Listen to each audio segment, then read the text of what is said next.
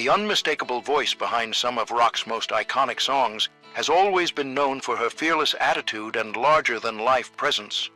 But behind the polished pop hits of Starship's glory days in the 80s lay a world of backstage chaos, creative battles, and personal struggles.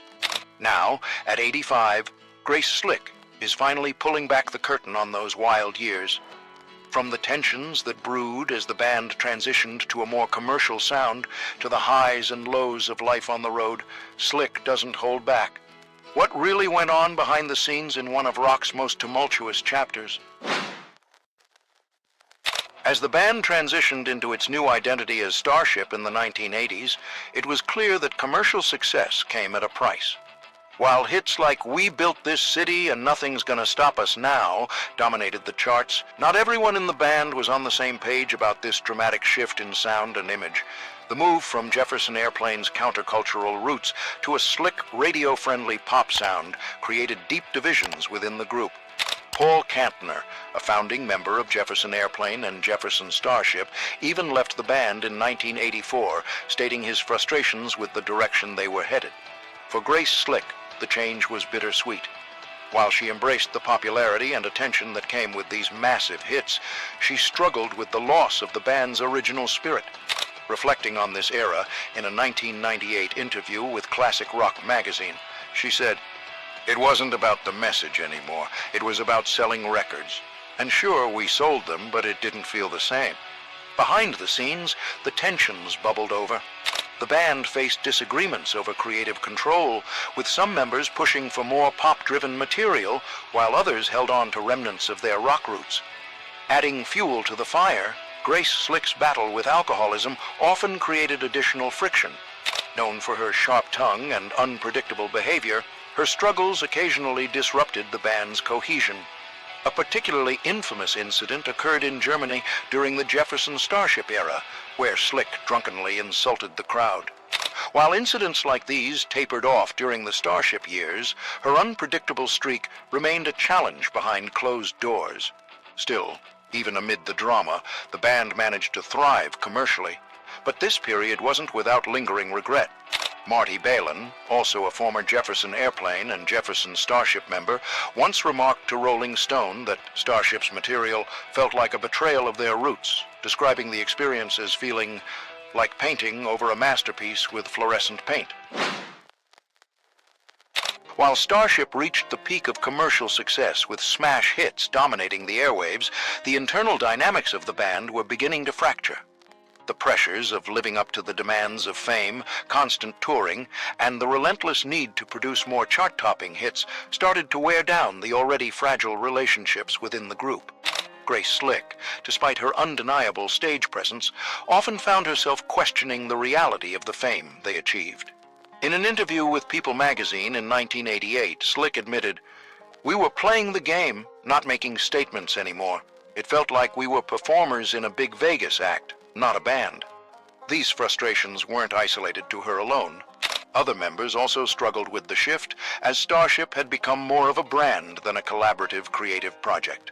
The sheer commercial pressures also led to burnout among the remaining members, with creativity taking a backseat to production deadlines. Much of the music during this time was heavily influenced by external producers and writers, leaving the band feeling more like hired performers than active contributors. Slick later described this experience in an interview with The Guardian in 2007, stating, "At some point, you're just going through the motions. The music was successful, but it wasn't personal anymore." Another significant factor affecting the band's unity was Slick's ongoing struggles with sobriety. Although she had reduced her erratic behaviors compared to the Jefferson Starship years, her past still lingered as a source of unease within the band. Her strong personality often clashed with younger members of the group who were less connected to the band's roots or its earlier creative philosophy. The dynamic took its toll on relationships, and Starship's unity was increasingly fractured as the 80s approached their end. In later reflections, Slick admitted that while she had no regrets about the Starship years, there was an emotional cost to pursuing mainstream success. In a 2015 interview with the Wall Street Journal, she said, "We did what we had to do to survive the times, but survival isn't the same as thriving. By 1988, Slick's dissatisfaction had reached its peak. She decided to leave the band after admitting that she no longer felt authentically represented by its music. Reflecting on her departure, she told Rolling Stone in 1992, "I was too old to be doing Nothing's Gonna Stop Us Now. That wasn't me anymore." This marked the end of an era not just for her, but for Starship as a whole. The price of success for Starship wasn't just paid in compromises to their artistic identity, it was also felt deeply by those who lived through it. Fame, while intoxicating, had left the band strained and scattered, both emotionally and creatively. And for Grace Slick, the wild years of Starship were behind her, but not without leaving their mark. Starship's meteoric rise reflected the music industry's larger trends during the 80s, where the push for radio hits often overshadowed artistry. For several band members, it was a difficult adjustment, but they saw it as necessary for survival.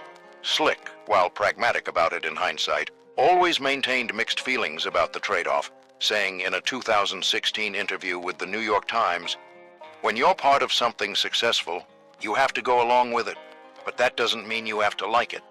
As the band reached unprecedented levels of fame, it became increasingly apparent that this chapter in their career was as much about internal conflict as it was about external triumph. The tensions simmered beneath the shiny, polished surface of their chart-topping anthems, a reality that would eventually take its toll. Now, decades removed from the whirlwind of Starship's success, Grace Slick sees her time with the band through a more critical and reflective lens. While the commercial peak of the 80s marked an era of undeniable fame and industry success, Slick doesn't shy away from acknowledging the emotional toll and the compromises that defined those years. Reflecting on her departure from the music industry altogether shortly after leaving Starship, Slick explained in a 2001 interview with VH1, "Rock and roll is a young person's game. If you're doing this after 50, you're either delusional or desperate." Her decision to step away not only marked the end of her performances, but also allowed her to fully process both the highs and lows of what she had experienced during those chaotic years. One of her biggest criticisms of her time with Starship was how removed the process felt from creativity. Songs like "We Built This City," while massively successful, didn't resonate with her personally. Slick told Vanity Fair in 2012, "I hated singing it. I hated the message. It just felt empty. But people loved it, and that's what kept us going." For Slick, this disconnection from the core creative spirit that had defined her earlier years in Jefferson Airplane made it difficult to fully embrace her role in Starship. Another point of reflection for Slick is how the industry itself shaped the wild nature of her career during this time. In a 2015 interview with The Guardian, she admitted that much of the chaos of the 80s wasn't just due to band dynamics or personal struggles, but because of the broader expectations placed on musicians. There was this pressure to be everything at once, rebellious, commercial, and ageless. It's impossible, but we were all trying to keep up. Despite these frustrations and challenges, Slick has acknowledged in more recent interviews that the Starship era wasn't all bad. It gave her a unique perspective on the music business and a deeper understanding of what she ultimately valued about her career. Reflecting on this balance in the New York Times in 2016, she said, "It was chaotic, it was messy, but it was also life. I don't regret any of it, but I wouldn't do it again." At 85, Grace Slick's reflections on the Starship years are a mix of hard-won lessons and an understanding of the compromises that came with fame.